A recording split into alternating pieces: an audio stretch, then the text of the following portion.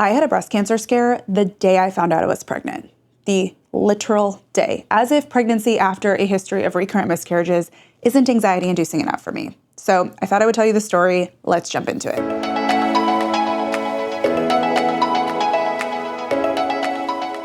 You're listening to She with me, Jordan Lee Dooley, a faith-based wellness podcast to support you in your motherhood journey and inspire you to be good to your body.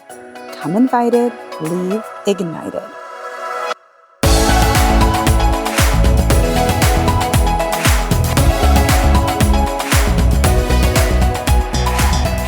So here's what happened. This was so wild. I really didn't see this coming, to be honest. So backstory, what happened was when I was postpartum from my son and kind of early in breastfeeding, I had my OB visit and they did a breast exam and noticed there was like a little lump, which I kind of assumed was probably a clogged duct or something to do with breastfeeding. I was honestly 0% concerned about it. But he had suggested, we should probably get this checked out. He said there's not necessarily like a huge rush. He wasn't super concerned, but he ordered me an ultrasound at a breast center just to be sure and make sure everything was okay.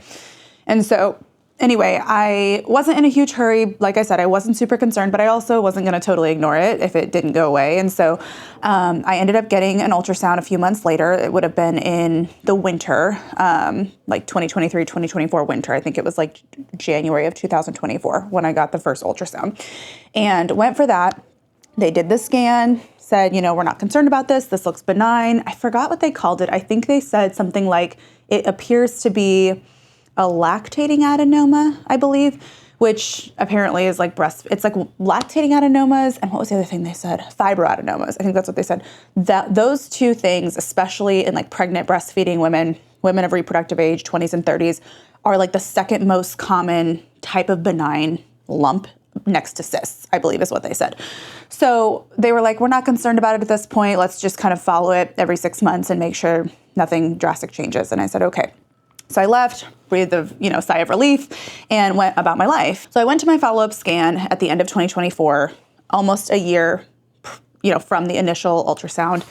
And when I walked into the appointment, they said, okay, you'll be getting a mammogram and an ultrasound today, which caught me a little bit off guard because up until that point, we had only been doing ultrasounds. And so I was like, okay. And something in my gut was just like, pause, maybe don't do a mammogram until you're 100% sure you're not pregnant. Because at that point, I had been late for my period. I just hadn't tested yet because I'm not an early tester. That gives me too much anxiety. And also, I kind of had assumed that I was late due to weaning breastfeeding, hormones changing, et cetera. And we had not yet begun trying. And so I just thought the likelihood of me being pregnant is very, very, very, very low. Not impossible, but very, very low. And it's more likely that it's due to weaning. However, because I'm not sure, I want to rule that out before I do any kind of mammogram or anything like that, because I just wanted to make sure that my doctor felt comfortable with that, my husband felt comfortable with that I felt comfortable with it. I hadn't even had a chance to think about it. And just, a little bit more radiation exposure. If there was a possibility that there was an early pregnancy, I wanted to know that and make an informed decision. So anyway, I ultimately chose to forego a mammogram. And so at the beginning we hadn't even done the ultrasound yet, but at the beginning of the appointment, I told the radiologist that, and she really pushed back, made some really condescending, inappropriate comments to, I think, try to push and influence me to change my mind.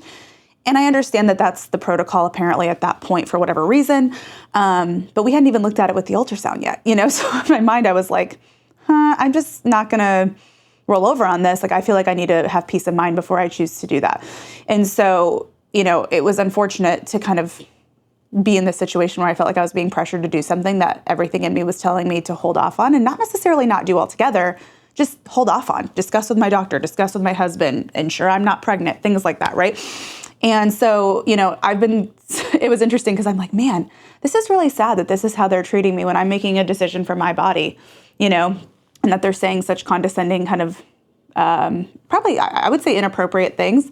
But that's also not something that I'm entirely unfamiliar with in medical settings. I feel like through my journey with fertility stuff and everything else, I've gotten really comfortable and used to advocating for myself and not being pushed to doing things I don't feel comfortable with or whatever. And so I didn't budge, and I think that bothered her even more. I'm sure she's used to, getting a little, maybe she gets some pushback on certain things at certain times, and she, puts a little pressure on and people go, okay, whatever. I don't know, because I think she was really surprised that I didn't change. I really didn't have a lot of clarity on what had changed about it until I read the report that was in my portal the following day. So in the appointment, it was just kind of vague, it felt like some fear mongering, like it looks different, we can't risk it, that kind of thing. And like I said, I can respect somebody who wants to make sure that they're, doing their due diligence. But I think because of the tension that existed with me not just, doing what she wanted me to do, at least that day, it wasn't that I said I would never do it. I just wasn't sure I wanted to do it that day in that moment. And so I felt like there was just a lot of communication issue in the whole appointment. Anyway, I scheduled the biopsy so I could leave, because that was kind of what they were like, what day do you want to do? So I scheduled it for a few weeks out because that was what was available. And I left that appointment pretty terrified. I mean, that's an understatement. I'm spiraling at this point and honestly in tears. And I'm thinking to myself, I never thought I would say, I hope I'm not pregnant, because with my history, I would always be so thankful and joyful to, be pregnant, especially unexpectedly. But given that circumstance, I was like, wait a second, this is real, that would really complicate this, because when I was scheduling the biopsy, just so that they would let me leave essentially, one thing they told me was make sure that, or they said something like, you're not on any blood thinners, right? Because you can't be on blood thinners to do this biopsy. You would have to stop them for a few days. And immediately I'm like, well, I hope I'm not pregnant then, because if in 3 weeks or whatever, when I have to do this biopsy that I'm scheduling, if I'm pregnant, I have to be on blood thinners, to prevent miscarriage. That's a part of my protocol.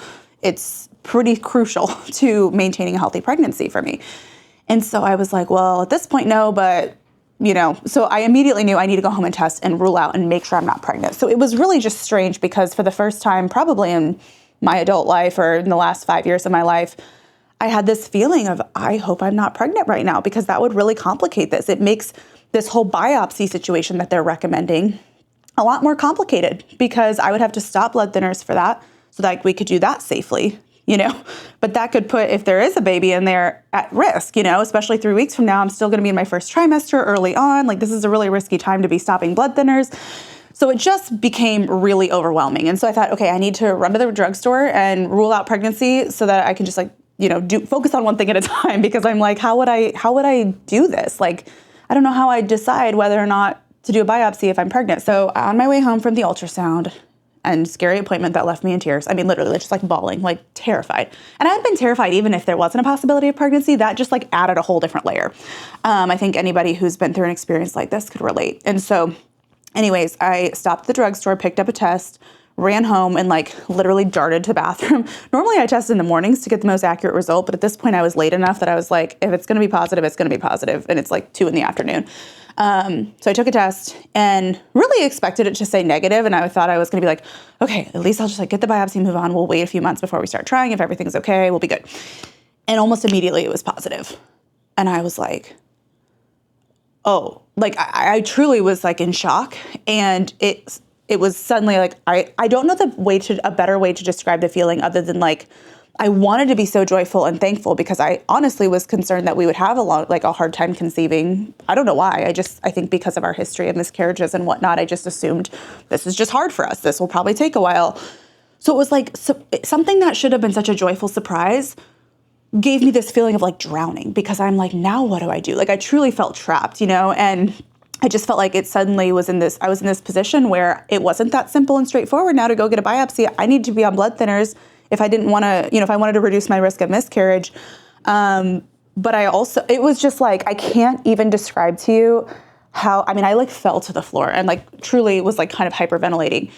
And meanwhile, my husband walks in and sees the test on the counter and he's chuckling, because he's wait, huh? What's happening right now? How is this? And he was obviously grateful and joyful, but he also hadn't just sat through the same appointment that I did. He just knew the, quick overview of what I had experienced. And so I'm sitting there panicking, truly panicking, trying to figure out what am I going to do. I don't even have words to describe the feeling. And, I had to I truly spiraled to what would be the worst case scenario. And I had to play out all the possibilities. And for some people that may sound kind of negative, because I normally would just be let's just think positive and let's trust the Lord and whatnot. But in that moment, I was like, oh my gosh, this could be, I don't know. It was, I don't even know how to put words to it, how terrifying and overwhelming. Early pregnancy alone is a full-time job for me with monitoring and blood work and all the things with my history. And it's also incredibly anxiety inducing, just because of having a history of loss. And then you add a layer of like, you could have some terrible illness right now. And we don't really have a really clear way to find out, because now you have to decide if you're going to hold blood thinners and risk a miscarriage or risk losing your baby, or not get a biopsy and not stop the blood thinners, but potentially put your own life and health at risk. I mean, it was like the absolute worst situation that I've been in a long, long time. And I've been in some hard ones. And I really wasn't sure what to do with that. And so I sat with it, and I reached out to the breast surgeon, or one of the breast surgeons at the breast center that I got the ultrasound at, and just wanted to meet with them and discuss, this is my situation. What do you recommend? And actually did a few different consults with breast surgeons, or not even just different doctors at the clinic. And it was so bizarre to be in my first couple weeks of pregnancy in and out of oncology offices. And I'm sitting there like, is this going to be my reality? And really facing that as a very likely possibility. I think what was really overwhelming to me is when I looked at the report, the ultrasound report, a few days after that ultrasound appointment. There's a ranking system for when they see like a mass or something in the breast in imaging. So like a BI-RADS category 1, 2, 3, 4, and 5. So 5 is like, this is most likely cancerous. 4 is, there's a possibility of cancer. And then 3 is, probably benign kind of thing. And then 1 and 2 are basically nothing, like nothing of concern.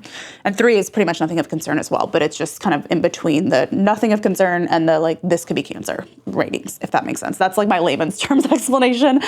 So they call it the BI-RADS rating system. So on my report, they put that it was a BI-RADS category 4, which is like, until you have a cancer diagnosis, like basically the worst that you could have on a report. And I was like, I made the mistake of Googling that. So that terrified me even more. And so I'm just kind of spiraling. I'm in and out of oncology offices, talking with these different providers, trying to get different, viewpoints. And I had some really scary appointments. I mean, I'm meanwhile like 7 weeks pregnant or something, worried about that, trying to manage that, trying to give my, this baby the best shot at surviving, because I truly believe that's my number one priority and duty as a mother. But also dealing with this whole other possible scare that I had to kind of navigate. And so I'm in and out of these oncology offices a couple times through the first couple weeks of pregnancy. And I kid you not, I mean, I had some of these doctors look at me and like the fear mongering. I mean, I think they were just trying to shoot me straight on like what the possible risks were. So I'm not saying they were actually trying to fear monger, but it just felt like such an atmosphere of fear, rush, rush, rush. And I was like, what am my hands felt tied, truly. And I don't know that anyone's hands would feel tied in that situation. But for me personally, I felt very convicted that this baby's life needed to be prioritized. And that came first, even if it was potentially at my own expense. And that was really, I don't know that all of these providers totally understood that or agreed with it, but it was really complicated because I mean, I had a provider look at me and say something like, well, he first told me that chemotherapy was completely safe in pregnancy, should I need it? And like digesting that, I'm like, what? Like, are you okay? And I asked him like, what are the long-term studies on that? Like that was really surprising for me to hear. I had never heard such a thing. And so I was like, well, what do you mean? What are the long-term studies? He's like, well, ethically, we can't really do like long-term studies, but anecdotally, the women who've had to do it, the babies are fine. Like, and that's supposed to instill confidence? Like, I was just like, huh? So that was shocking. Another guy said something like, it may not actually be cancer, but we need to be sure because the truth is, you have a lot to lose. I'm like, I don't know what to do with that, So different interactions that just added to the fear, right?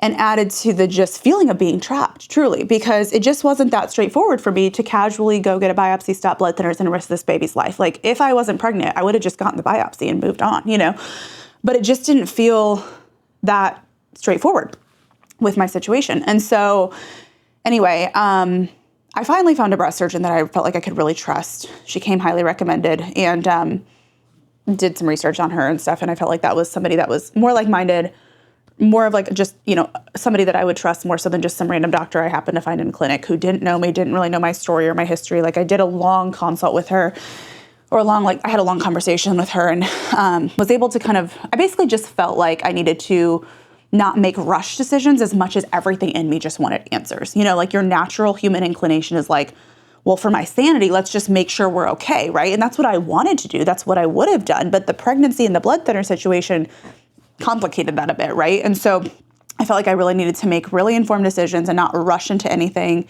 And so I consulted with this breast surgeon that I felt like I could really trust and that felt like a really good fit for me. And she reviewed my images. We discussed what was going on. She said, send me all your imaging. So I acquired those, sent everything over, all of the scans that I had that year, monitoring this, mass. And she basically got back to me and was like, this is benign. This is definitely benign, which was like, okay, I can feel a little bit better that someone can like really say that with confidence. And then she said, if you need proof, rescan it in a few months. And I think that'll help. She also said I could do like a biopsy or fine needle aspiration, but she understood the complications of that with the blood thinner situation. So she didn't encourage that. She's like, you could wait a few months and do it at that point if you feel necessary. And at that point I would have been out of my third or first trimester. And I was like, okay, that feels like a good happy medium to me. Like we'll still watch it, we'll monitor it. It leaves me with a bit of uncertainty. So I hope she's right. Like, I don't know, what if she's wrong, right? Like I had to kind of weigh the pros and cons of that. But ultimately, given the situation in this scenario, the reality was, even if they would have done a biopsy in my first trimester and told me it was something bad, there wasn't a whole lot I could do at that point because you can't do much in the first trimester and early on anyway. So I was like, it really wouldn't be that beneficial to be told that at this point. I know women have been diagnosed with breast cancer in pregnancy, and that's just truly so heartbreaking, and it was my biggest fear. But a lot of times that is later on in pregnancy, end of second trimester, early third trimester, sometimes at the end of pregnancy. So sometimes, they'll have the baby a little bit early so they can begin tackling the breast side of things.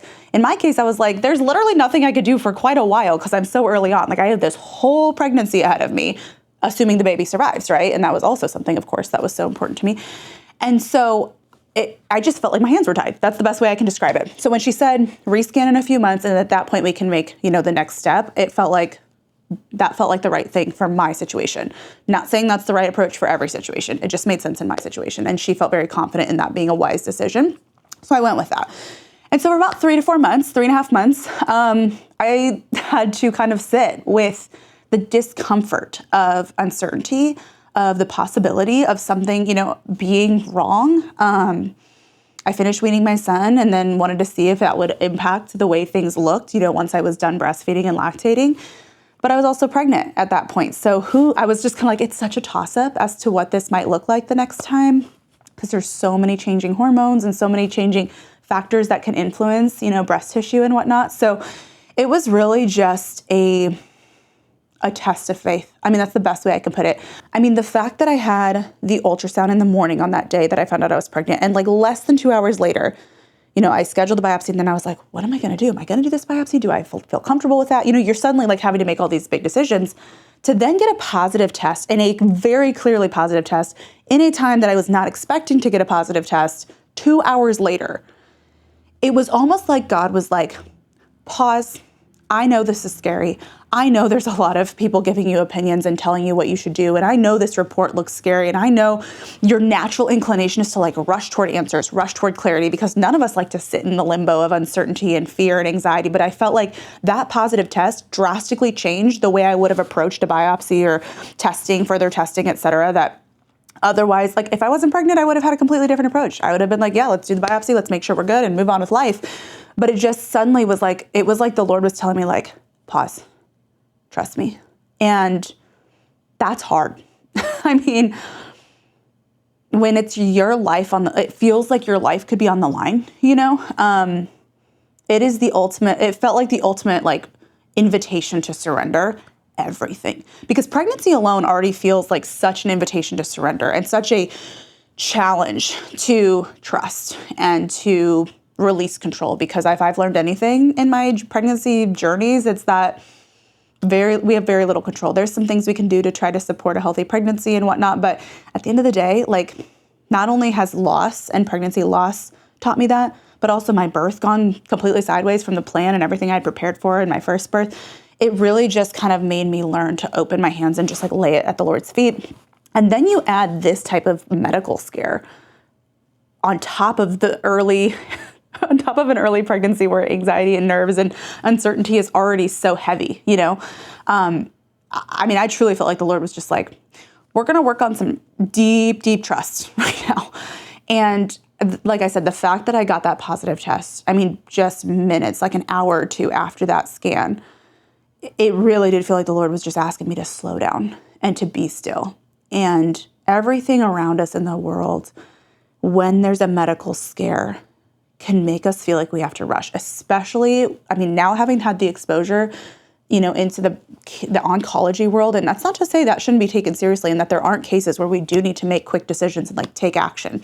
I'm not saying that's not the case, but it's also like the culture, right? Like the culture is like rush, fear, hurry, this, that. And it's like, wait a second, I need to take a second to think. Like I need to take a second to breathe here. And I felt like that was what the Lord was challenging me to step into.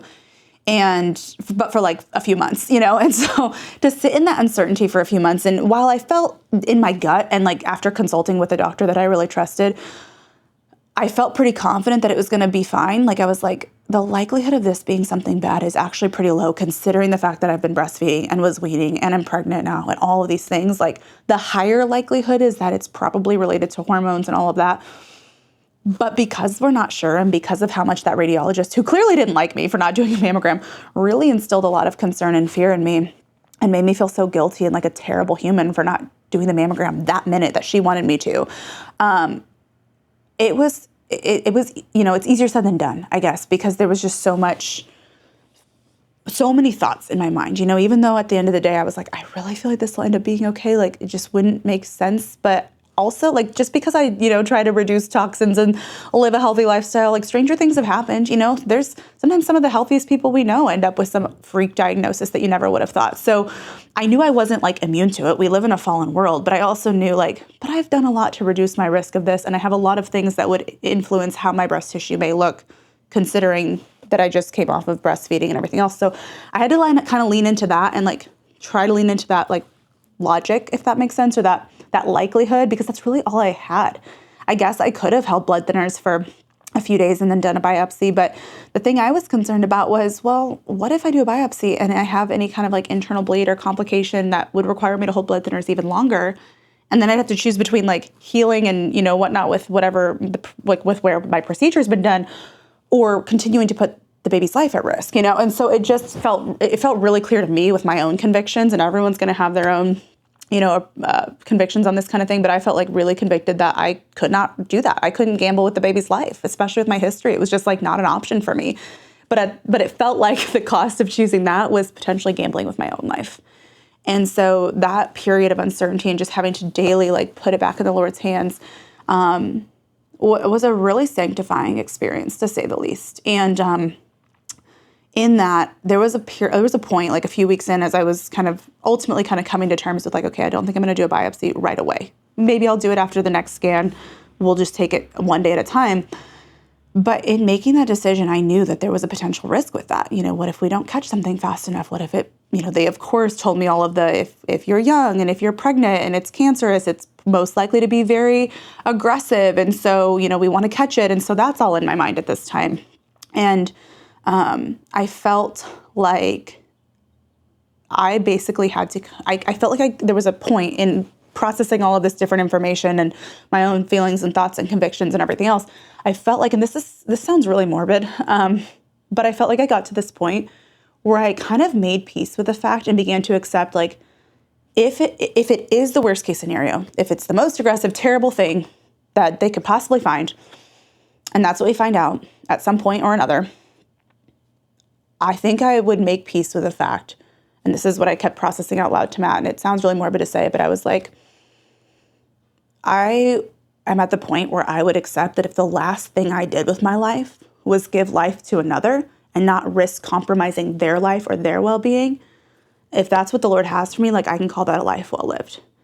And I can't tell you how terrifying yet freeing coming to that place in your life is, because when you're faced with that like fear of something potentially life-threatening looming over you while you're growing a life and already in the most vulnerable place that, I personally feel that pregnancy is one of the most vulnerable seasons for me. It feels like I'm just kind of like surrendering and stewarding the life that the Lord's growing within me. And I have to keep my hands open, like, because my history of loss and pregnancy or in birth going kind of sideways and all of that has really taught me to release that in so many ways. But that is hard. Like, it is a vulnerable, tender place to be in. And that's what pregnancy feels like for me. Like, it just constantly feels like everything is just kind of like hanging in the balance a little bit. And it's just a constant surrender to the Lord. And so it felt like this baby's life was in the balance. My life was in the balance. Like, and so to come to this place where, and I truly feel that was like God giving me that sense of peace and bringing me to this place of surrender. Like if thy will be done, like if that's what it is, I don't like it. I don't love it. I mean, I would laugh with my children and be playing with the boys, and suddenly this thought would cross of like, I wonder if I'll get to see them grow up. Like, what if this is something so bad? And, these are my last months or last years with them. I mean, like, and the reality is, this was also something I had to like think about, is the reality is, even if that were the case, or even if that weren't the case, like even if it weren't cancer or whatever, that could be the reality regardless. Like we can get hit by a bus tomorrow. Like none of us are guaranteed that we're going to see our kids grow up, even though we would like to and we would think we would. Anything can happen, right? And so, but when you're faced with something that very well may be a possibility, it's a thought that consistently crosses the mind. And I hated that. I struggled to not shake that feeling. But at the end of the day, like I knew I was making the right decision for me, this baby, and our family. And just had to lean into the peace that the Lord gave me with that, even though in some ways, and some people who are in the medical field might call that dumb. They might call that irresponsible. They might call that whatever. But I really believe you have to lean into your convictions. And I felt like prioritizing this life was the most important thing I could do. And so anyway, it was difficult, and I was afraid that it would come at a huge cost to the children I have on earth right now, or, my own life or whatever. But I just felt like the Lord kept inviting me to lay that down. And, yeah, it was the ultimate test of faith, to say the least. And so the first 3 or 4 months of pregnancy, which is the time that I'm the most anxious in pregnancy, because that's when I've had all of my losses, I was also anxious about all this. And so I had a follow-up scan. Fast forward to the spring, had a follow-up scan, and really wasn't sure what to expect. I could no longer feel it when I would do self-exams, but, I thought, maybe I'm just hallucinating, maybe this is wishful thinking. Maybe it just feels different because things change when you're pregnant. Who knows? So I went for a follow-up scan, and they scanned that spot that we'd been watching. And to my surprise, they said, yeah, there's not a mass here. And I'm like, what? I'm like, so there certainly is. They're like, no, I mean, there's like a ridge of breast tissue that maybe you were feeling, but there's no mass here.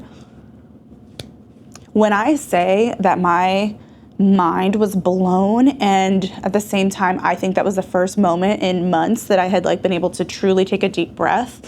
That's not an exaggeration. I mean, truly, it was the most relieving, surprising, but also not surprising because of how much the Lord had just challenged me to lean in and trust Him. Situation of my entire life. Truly, one of the most mind-blowing situations of my entire life, or moments of my entire life. And I was like, are you sure? I had them look in a whole quadrant so that they didn't miss anything. And it wasn't there. It was gone. So 3 months, just as a recap, 3 months prior, there's this scary breast lump. It looks kind of funny. It's being rated a BIRADS category 4. I'm being told you need to do a biopsy, chemo safe in pregnancy if you need it. You have a lot to lose, right? All of this is happening. I'm thinking I'm going to maybe birth this baby if it makes it to that point, and then potentially lose my own life. What? And then 3 months later, I go in to check it, follow-up scan, because I decided to just wait a little bit and see how it all kind of looked after I stopped breastfeeding. And it was not there. It was gone. They couldn't see any, I still am wow, God, okay, I was so grateful is the best way I can describe it, but also kind of mind blown. And I went back to that breast surgeon who initially was the one that I really trusted, and she told me, you can give it 3 months. If you need proof that it's benign and nothing cancerous, just rescan it in 3 months. You don't need to do a biopsy at this point. And she was right. And when I asked her, I'm like, how did this just go away? How does that work? She's like, well, it most likely looked different because you were breastfeeding. It was undergoing cystic degeneration is essentially the term she used. And so now that you've not been breastfeeding for over 3 months, it's not visible anymore. And I was like, I mean, truly, I don't even know how to put words to the feelings. Not only, it's hard for me to articulate the feeling of sheer fear and panic and feeling stuck that I felt in the initial scan, 3 months prior, and then the just true like gratitude and relief and kind of shock that I felt 3 months later when it was not even visible. I was just going in like, well, hopefully it hasn't changed any more than it already did, or maybe it shrunk a little. That would be great. I prayed that it would be gone, but I really didn't think that would be the reality. You know what I mean? I'm like, that would be like the ultimate answered prayer, but I was trying to keep my hopes high, but expectations low, if that makes sense. And the Lord just delivered on that in such a powerful way. And it just was one of those things where I felt like if God and I were sitting in a room, he'd like be chuckling, being like, do you trust me now? Anyway, we left that appointment. I could like cry thinking about it. And then we got stuck in traffic and Matt was like frustrated by the traffic. He's like, I need to find a detour. And I'm like, hon, I'll sit in traffic as long as we need to. I was like, my life is okay right now. Like it truly was such a perspective shift. And sometimes those things that we walk through, the losses we walk through, the grief we walk through, the suffering we walk through, the scares we walk through, like that was a scare that led to a lot of mental suffering, but it wasn't like, it didn't necessarily end up leading to true suffering that I know a lot of people do go through and a lot of women go through, even in pregnancy, which is just, to even be like to feel like I was like this close to experiencing that, I empathize so deeply on so many levels with women who have experiences like that now. I would be able to empathize to an extent, but now having been like this close to the edge with it and feeling like I was almost there, and being told what my options would be and treatments and all of these things and having to play through what that might look like for me and think about how that would impact my I had to work through a lot of that, and it does really change a lot of perspective, but it just gave me such deep perspective on like appreciation for like being able to just sit in traffic and not having to worry about some scary diagnosis. That is a gift and a privilege that I know not everyone gets. And so to have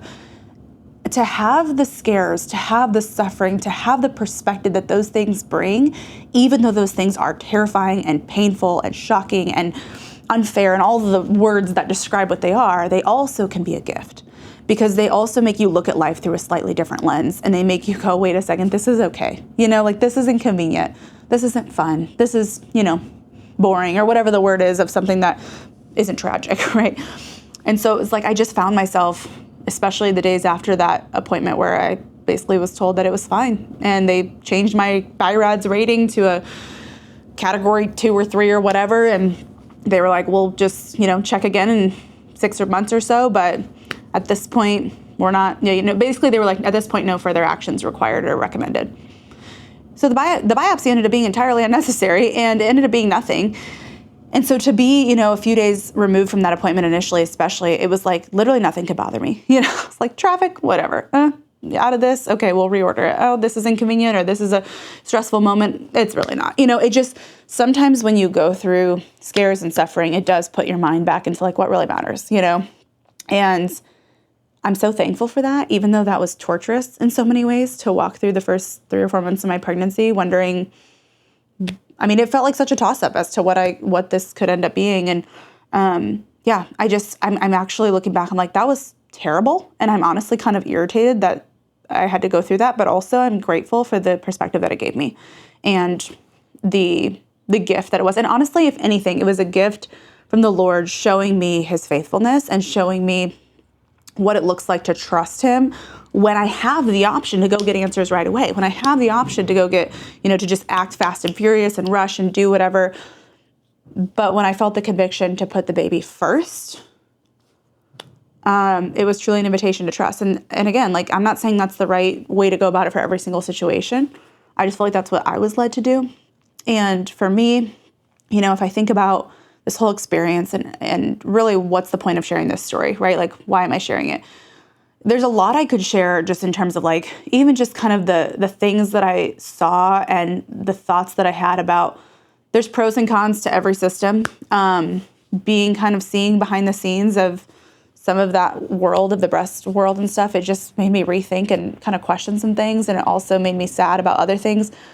But I don't even want to get into that because that's just based on my own experience. And I think it obviously it has a time and a place, absolutely. And it's important for many people. But I think the biggest thing that I want to share and that I want to pass on, and why I even share this story, because I could have just like kept it to myself because it was kind of freaky, But the reason I shared is because when life and when the world, when situations give us anxiety, when there's something that scares us, when the world makes us, worry about something, the temptation is to rush and to fix and to resolve. And that's okay. That's not like wrong necessarily. There are absolutely times that cause for quick action, quick decisions, etc. But I think for my situation, given the circumstances and all the complexities of it, I knew that the Lord was asking me to be still.